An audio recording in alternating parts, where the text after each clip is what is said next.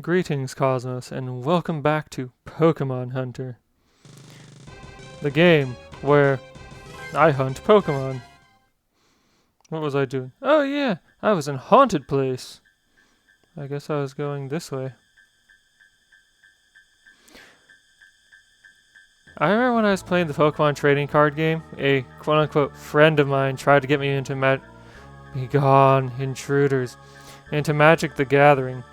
His method of doing so involved having a teaching game with me where he just picked up, I think, 60 was that the deck size for Magic the Gathering? 60 random cards from his collection to make, and had that be my deck. And doing a lot of things I later learned were just outright lying to me about how the game worked. Like, my opening hand had no lands, so I couldn't play anything. And he told me that I can't draw a card if I already have 7 cards in my hand. So that meant the first game that we played, I was unable to do anything ever. And all I could do was sit there as he played cards and slowly brought my life score to 0. And he wouldn't allow me to forfeit for some reason. And then we played a second game right after that. I got like 2 lands in my opening hand. So I was able to actually play some cards. That game. Let's see. I played 2 lands, a card with Vampiric in the name, and then I stopped drawing cards I could play because I didn't. Oh, hey, look at that. Book of How. What's this teach me? Hypnosis. What was I saying? Oh, yeah.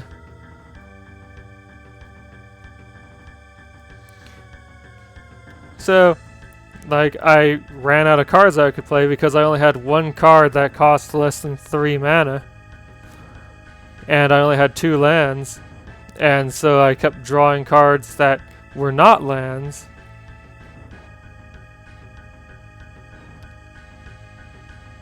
Also, he yelled at me for pronouncing Vampiric whatever as Vampiric whatever, saying that was Vampiris. And then he wouldn't let me, forfeit when I had 7 cards in my hand and none that I could actually play.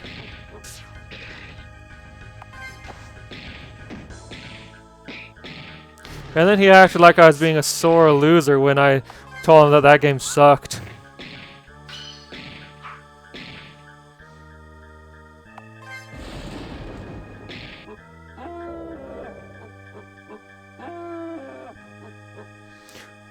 Weird. It killed Eli when Lilith was the one who killed it.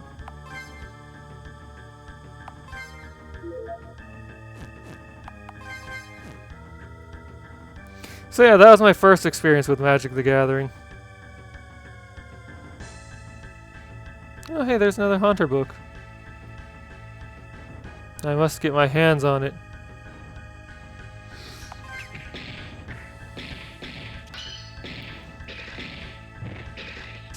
Another friend tried to get me into Magic the Gathering a few years later. I learned that most of what I learned the first time I played was hogwash, like the idea that a card that is an elemental can just ignore summoning sickness because it's an elemental.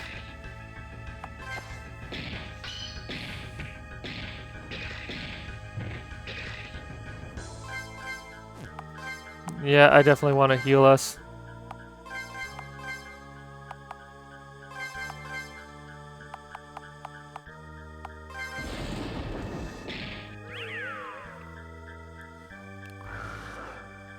Anyway, so the friend who wanted to get me into the game got me an elf deck, but I still had no clue how to. Oh hey, a Chaos Blade.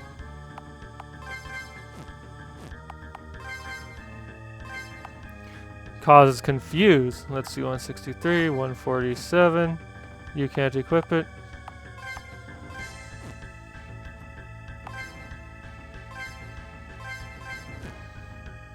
Yeah, what was I saying? Oh yeah. Magic the Gathering. Oh, things telling me to be gone. But look, another book of How. Dream Eater.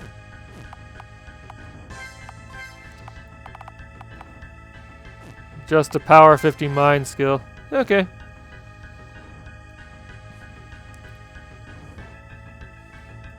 Anyway, I still had no idea how to actually play Magic the Gathering well.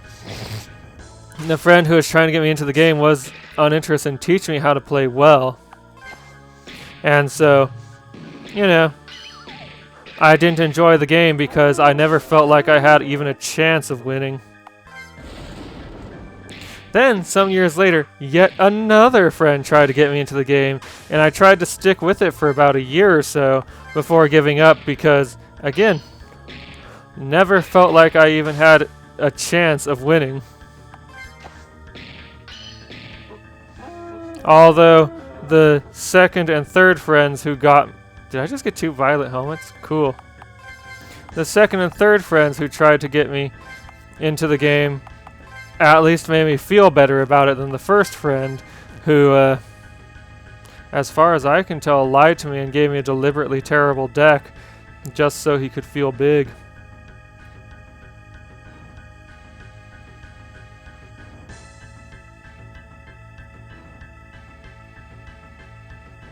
Haha! Book of Doug. Do do do do do do do do do. So let's see, Earthquake. I remember in the trading card game, Dugtrio's Earthquake was power 70, but damaged every Pokemon you had on the bench. So is that Begone Intruders thing something that happens every so many steps?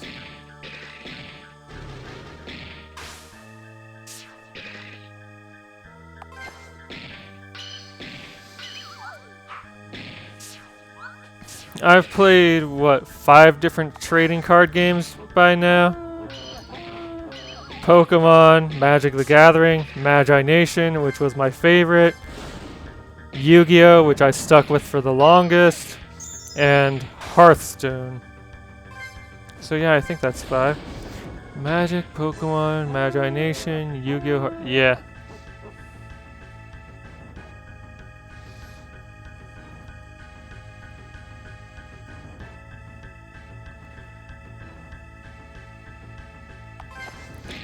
What I liked about Magi Nation was the fact that the Magi cards, you know, the character, well, you might not know, very few people played that game, that's why it died after like 2 or 3 years.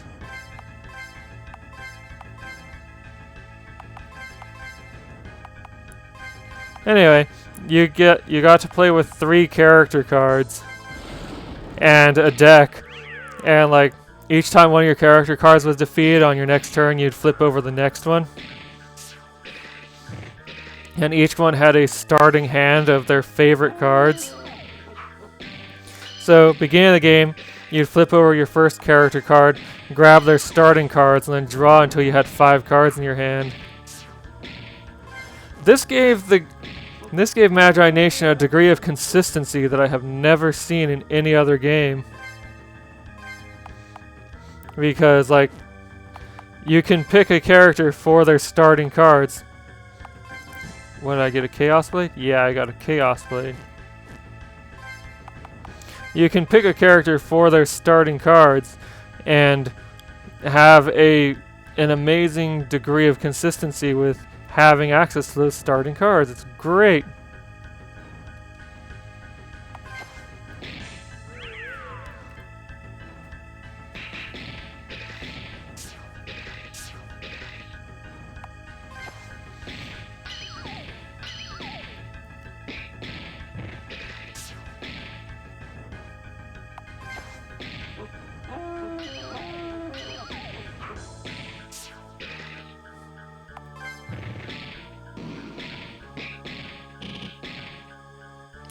Being lazy lets me see the animations for attacks I otherwise would not choose to use.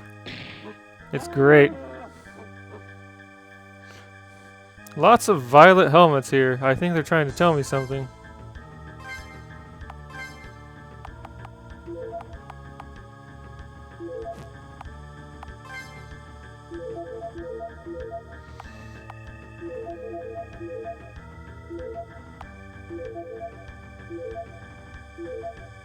There we go. Magi Nation advertises itself as being able to resist the snowball effect because of the way the character cards, the Magi cards, worked, but it definitely had a snowball effect. Like, it was entirely possible to build up a ridiculously powerful field before defeating your opponent's Magi, and then the next one is just too overwhelmed. That's why cards that cleared the field were really popular. Cards like, I think one of them was called Cataclysm, which just cleared out every non-Magi card from the field. And also, if your deck wasn't built around it, several cards out of your hand. Or Ormagon, a giant mushroom monster that could just be used to discard every creature from the field and level out the playing field.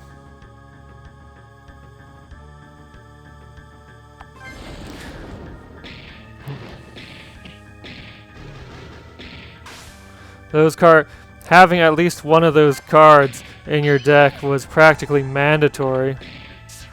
Oh wow, Dream Eater is creepy. I like it.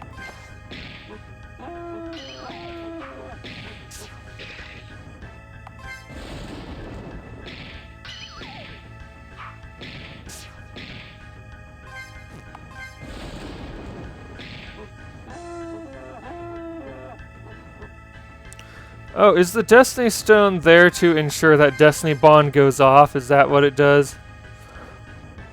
Like, if Ghastly is under the Destiny Bond status, the Destiny Stone will retaliate for it because Ghastly's gone? That makes sense. Weird that I missed this. Oh, right, this is how I got over here?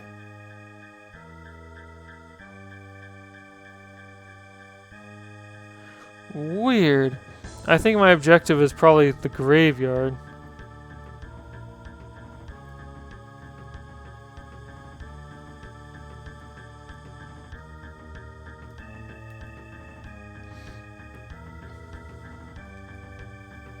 Yeah, because the Destiny Stone does not appear if a Haunter it does not appear with Haunter. It only appears with Ghastly.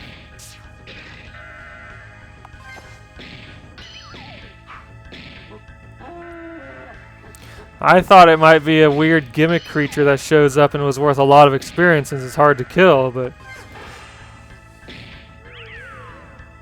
thinking about it, it's probably there to execute Destiny Bond.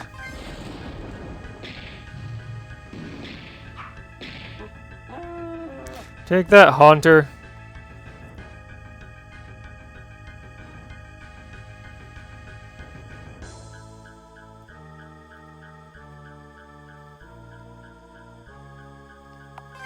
Alright, I'm gonna run away from a few battles while I try and figure out how to get to the graveyard.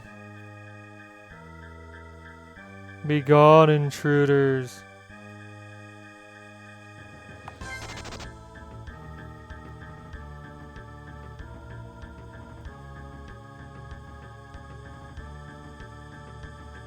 Oh, hey, what's this? No. Nothing important, huh?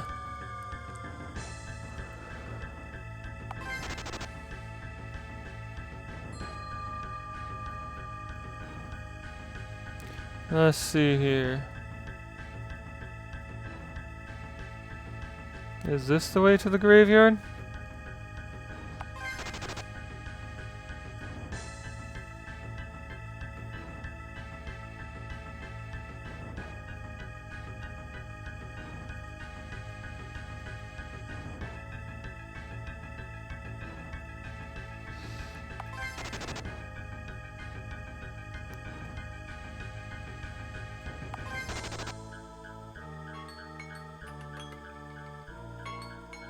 The gate's locked.